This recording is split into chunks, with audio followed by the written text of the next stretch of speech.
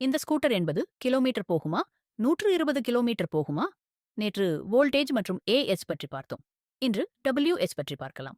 WH சமம் voltage பெருக்கல் AH. உதாரணம் 48 வோல்ட் பெருக்கல் 34 ஏஎச் சமம் 1632 டபிள்யூஎச். இதன் அர்த்தம் பேட்டரியில் 1632 யூனிட்ஸ் எனர்ஜி சேமித்து இருக்கு. ஏஎச் சமம் வாட்டர் பிரஷர். ஏஎச் சமம் டேங்க் சைஸ் சமம் டேங்க்ல இருக்கும் டோட்டல் வாட்டர். அதனால டபிள்யூஎஸ் அதிகமா இருந்தா பேட்டரியில அதிக எனர்ஜி இருக்கும். ரேஞ்ச் எப்படி கணக்கிடுவது? ரேஞ்ச் சமம் பேட்டரி வாட் ஹவர் வகுத்தல் வாட் ஹவர் பர் கிலோமீட்டர். உதாரணம் 1800 watt hour battery 20 watt hour per kilometre. Consumption 1800 வகுத்தல் 20 சமம் 90 கிலோமீட்டர். ரேஞ்ச் கம்பேர் பண்ணலாம்.